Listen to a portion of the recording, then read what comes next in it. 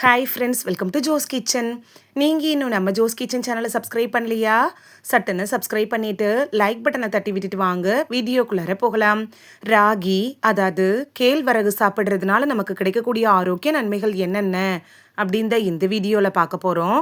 So வீடியோவை skip பண்ணாமல் பாருங்கள் ஃப்ரெண்ட்ஸ். நீரிழிவை கட்டுப்படுத்துறதுல ராகி எப்படி பயன்படுது அப்படின்னு பார்க்கலாம். சர்க்கரை வியாதி அப்படின்னு சொல்லப்படக்கூடிய நீரிழிவு நோயோட அளவு தொடர்ந்து அதிகரிச்சுட்டு வர்றது அடுத்து கார்போஹைட்ரேட்டோட அதிக அளவு நார்ச்சத்து, பலன் தரக்கூடிய பைட்டோகெமிக்கல்ஸ் அடங்கிய உணவுகளோட தேவையும் அதிகரிக்குது. நோயை எதிர்த்து போராட திறனுடையதாக கருதப்படக்கூடிய முக்கிய காரணிகளான தாவரங்கள்லேருந்து பெறப்படக்கூடிய பலதரப்பட்ட வேதி மூலக்கூறுகளோட கலவை தான் பைட்டோகெமிக்கல்ஸ். இந்த தன்மைகள் எல்லாமே பொதுவாக தானியங்களோட வெளிப்புற மேல் பகுதியில், அப்படி இல்லைன்னா விதையோட மேல்புறத்தில் இருக்கிறதுனால தானியங்களை தோல் உரிக்காமல் முழுமையாக சாப்பிட்றது சிறந்தது அப்படின்னு கூட சொல்லலாம். குறிப்பாக ராகியோட மேற்புற தோலில் பாலிபீனால்களோட அளவு அரிசி, மைதா, கோதுமையோட ஒப்பிடுகையில் ரொம்ப செறிவோடு இருக்கு. உதாரணமாக அரிசியோட ஒப்பிடுகையில் ராகியில் 40 மடங்கு அதிகமாகவும் கோதுமையை விட 5 மடங்கு அதிகமாகவும் பீனோலிக் கூறுகள் இருக்குது. முதற்கட்ட ஆய்வறிக்கையில் ராகி இரத்த சர்க்கரை அளவு, ஹைப்பர் கிளைசமிக், ஆக்சிடேட்டிவ் அழுத்தம் இதெல்லாம் கட்டுப்படுத்துது அப்படின்னு கண்டுபிடிச்சிருக்காங்க. நீரிழிவு நோய் உள்ளவர்களுக்கு காயம் வேகமாக ஆறுறதுக்கும் இந்த ராகி பெஸ்ட் சாய்ஸாக அமையும்.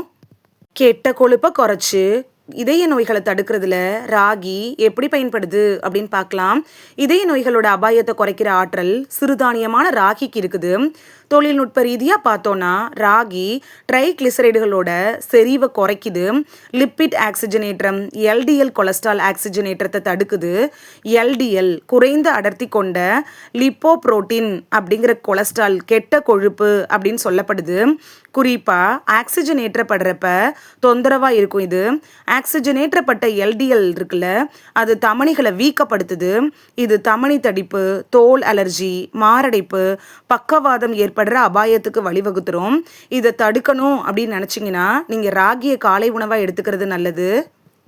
நம்மளை என்றும் இளமையாக வச்சிருக்கிறதுல ராகி எப்படி பயன்படுது அப்படின்னு பார்க்கலாம்.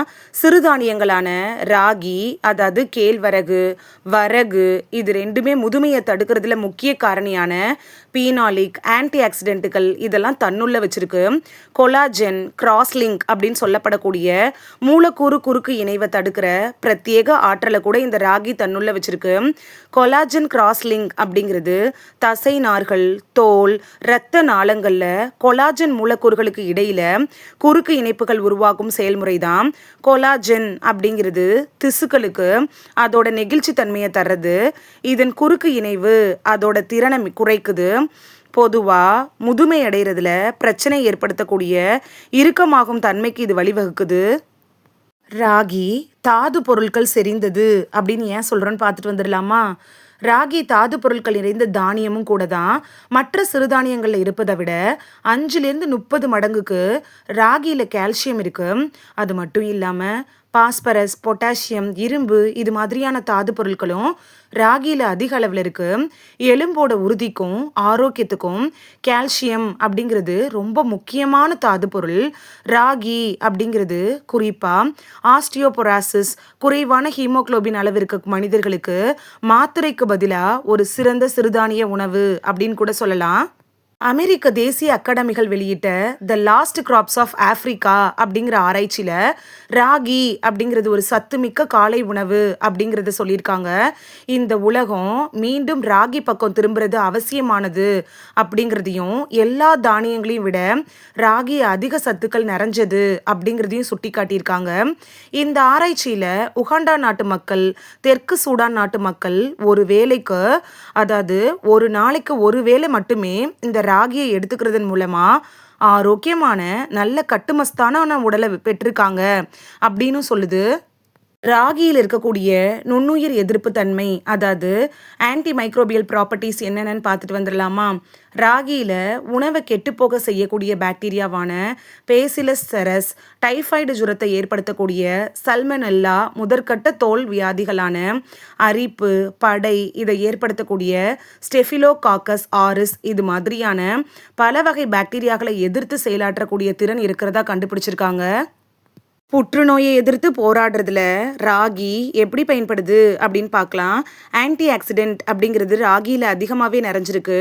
புற்றுநோய், செல்கள் சேதமடைகிறதுனால உண்டாகக்கூடிய வயது முதிர்ச்சி, இது எல்லாத்துக்கும் காரணமாகிற அதிகப்படியான ஆக்சிடேஷனை ஆன்டி ஆக்சிடென்ட் தடுக்குது. இது உங்களுக்கு ஆச்சரியமாக கூட இருக்கலாம். ராகியோட மேல்புற தோலில் இருக்கக்கூடிய பீனோலிக் அமிலங்கள், பிளனவாய்டுகள், டன்னின்ஸ் இதெல்லாம் மிகச்சிறப்பான ஆன்டி ஆக்சிடென்ட் கூறுகளை தன்னுள்ள வச்சிருக்கு. சிறுதானிய உணவை சாப்பிட்றவங்களுக்கு எசோஃபக்கில் அப்படிங்கிற புற்றுநோய் வரக்கூடிய வாய்ப்பு கோதுமை, மைதா உணவுகளை சாப்பிட்றவங்களை காட்டிலும் குறைவாக இருக்கிறதா கண்டுபிடிச்சிருக்காங்க. ராகி ஒரு அதிக புரதச்சத்து மிக்க ஒரு பொருள். அதாவது ராகியில் புரதச்சத்து அளவை அரிசியோடு ஒப்பிட்டு பார்த்தோன்னா ராகியோட புரதச்சத்து அளவு அரிசியை விட 2 மடங்கு அதிகமாக இருக்கு. முக்கியமாக இந்த புரதத்தோட தன்மை தனி சிறப்பு வாய்ந்ததாகவும் இருக்கு. அதிக உயிரியல் மதிப்பு வாய்ந்த புரதத்தில் முக்கிய பகுதியான எலோசினின் உடலோடு எளிதாக கலந்துக்கிற தன்மையுடையதாக இருக்கும். அதனுடைய குறிப்பிடத்தக்க அளவில் ட்ரிப்டோபன், கிறிஸ்டைன், மெத்தியோனைன் இது மாதிரியான வாசனை மிகு அமினோ அமிலங்களும் முழுமையாக ராகியில் இருக்கு. இது எல்லாமே ரொம்ப சிக்கலான ஒரு கலவையாக தெரிகிறதுனால இது மனுஷனோட ஆரோக்கியத்துக்கு அவசியமானது அப்படிங்கிறத நம்ம புரிஞ்சுக்கணும். இந்த கூறுகள்லாம் பெரும்பாலான தானியங்களில் குறைவாக தான் இருக்கும். ஆனால் இந்த அதிக புரதமிக்க கூறுகள் இந்த ராகிக்கு அதிகமாகவே இருக்கு. ஊட்டச்சத்து குறைபாட்டை தடுக்கக்கூடிய தன்மையும் அதனால ராகி நமக்கு தந்துடும். சைவ உணவில் நல்ல புரதமிக்க உணவாக ராகி இருக்குது அப்படின்னு கூட சொல்லலாம். இதில் இருக்கக்கூடிய மெத்தியோனைன் புரதம் இருக்குல்ல, அது 5% அளவுக்கு இருக்குது. ராகியில் இத்தனை நன்மைகள் இருக்கிறது எல்லாம் நம்ம தெரிஞ்சுக்கிட்டோம். அதே வேளையில் ஆரோக்கிய உணவுகளையும் உணவே மருந்தாக கடைபிடிக்கிற ஆசைப்படுற தற்போதைய உலகில் பெரும்பாலான மக்கள் ராகி பற்றி கேள்விப்பட்டதே இல்லை அப்படிங்கிறது ஆச்சரியமாக தான் இருக்குது.